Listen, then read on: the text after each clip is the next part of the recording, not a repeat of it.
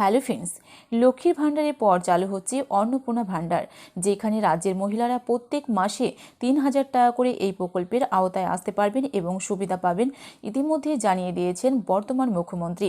তবে এই অন্নপূর্ণা ভাণ্ডার প্রকল্পের সুবিধা কিন্তু সবাই পাবেন না, এটাও কিন্তু স্পষ্টভাবে জানিয়ে দেওয়া হয়েছে।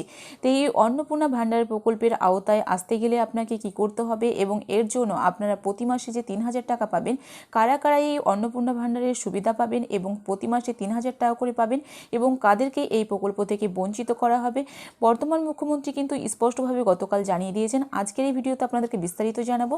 তার আগে ভিডিওটি যদি ভালো লেগে থাকে তো অবশ্যই একটি লাইক করবেন, বন্ধুদের সঙ্গে শেয়ার করবেন। চ্যানেল নতুন দর্শক হয়ে থাকলে অবশ্যই চ্যানেলটি সাবস্ক্রাইব করে পাশে থাকা অল নোটিফিকেশন অন করে রাখবেন।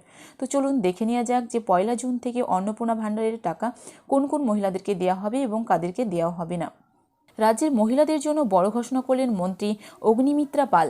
বহু প্রতীক্ষিত অন্নপূর্ণা ভাণ্ডার প্রকল্পের সুবিধা কারা পাবেন এবং কবে থেকে টাকা দেওয়া শুরু হবে তা নিয়ে তৈরি হওয়া ধোঁয়াশা কাটল মন্ত্রীর বক্তব্যে।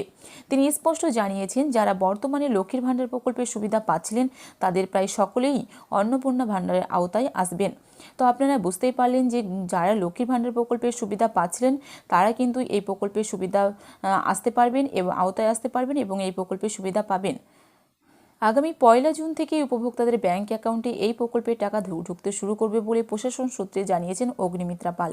এবং বর্তমান মুখ্যমন্ত্রীও জানিয়েছেন যে আগামী যে 1 জুন, সেই 1 জুন থেকেই কিন্তু প্রত্যেক মাসে অন্নপূর্ণা ভাণ্ডারে ৩,০০০ টাকা করে কিন্তু ঢোকা আরম্ভ হয়ে যাবে। তো এই অন্নপূর্ণা ভাণ্ডার প্রকল্পের আবেদনে বা আওতায় কারা কারা এই নাম বাদ যাচ্ছে এবং কারা কারা এই প্রকল্পের সুবিধা পাবেন না বা পাবেন। প্রকল্পের স্বচ্ছতা বজায় রাখতে রাজ্য সরকার কিছু কড়া পদক্ষেপ গ্রহণ করেছে। মন্ত্রী জানিয়েছেন, অযোগ্য প্রাপকদের চিহ্নিত করে তালিকা থেকে বাদ দেওয়ার কাজ ইতিমধ্যেই চলছে। মূলত যারা ভারতের নাগরিক নন কিংবা যাদের নাম ইতিপূর্বে বিভিন্ন কারণে সরকারি তালিকা থেকে কাটা গেছে তারা এই সুবিধা পাবেন না। এছাড়া কোনো উপভোক্তা মারা গিয়ে থাকলে তাদের পরিবারকেও এই প্রকল্পের আওতার বাইরে রাখা হবে বলে তিনি জানিয়েছেন। মূলত জালিয়াতি রুখতে এবং প্রকৃত অভাবী মহিলারা যাতে এই সুবিধা পান তা নিশ্চিত করতে এই স্ক্রিনিং প্রক্রিয়া চালানো হচ্ছে। তো মন্ত্রী কিন্তু গতকাল জানিয়েছেন যে এই অন্নপূর্ণা ভাণ্ডারে কিছু নিয়ম জারি করা হয়েছে, যেখানে যারা লক্ষ্মীর ভাণ্ডারে টাকা পেতেন তারাই পাবেন, কিন্তু তার মধ্যেও কিছু অযোগ্য প্রাপকদেরকে চিহ্নিত করে তালিকা থেকে বাদ দেওয়ার কাজ চলছে।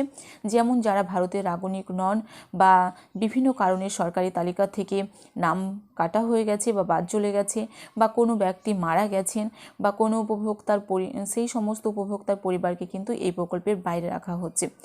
এছাড়াও আর্থিক নিরাপত্তা ও প্রকল্পের অভাব। অন্নপূর্ণার ভালো চালু হওয়ার ফলে রাজ্যের নারী ক্ষমতায়ন ও গ্রামীণ অর্থনীতিতে ইতিবাচক প্রভাব পড়বে বলে মনে করা হচ্ছে। লক্ষ্মীর ভাণ্ডারের ধারাবাহিকতা বজায় রেখে এই নতুন প্রকল্প নিম্ন এবং মধ্যবিত্ত পরিবারের মহিলাদের হাতে সরাসরি নগদ এবং অর্থ পৌঁছে দেবে, যা তাদের দৈনন্দিন চাহিদা পূরণে সহায়ক হবে। তবে অযোগ্যদের নাম বাদ পড়ার প্রতিক্রিয়াটি নিয়ে ইতিমধ্যেই প্রশাসনিক মহলে তোড়জোড় শুরু হয়েছে, যাতে জুনের শুরুতেই কোনো বিঘ্ন ছাড়াই উপভোক্তারা তাদের প্রাপ্য অর্থ পেতে পারেন। তাহলে জুনের মধ্যেই প্রথম সপ্তাহতেই কিন্তু অর্থাৎ 1 জুন 1 তারিখেই কিন্তু এই টাকা দেওয়া হবে। কিন্তু যারা প্রকৃত অর্থে উপভোক্তারা প্রাপ্য তারাই কিন্তু এই অন্নপূর্ণা ভাণ্ডারে ৩,০০০ টাকা করে পাবেন। ইতিমধ্যে স্পষ্টভাবে মন্ত্রী এবং বর্তমান মুখ্যমন্ত্রী কিন্তু জানিয়ে দিয়েছে।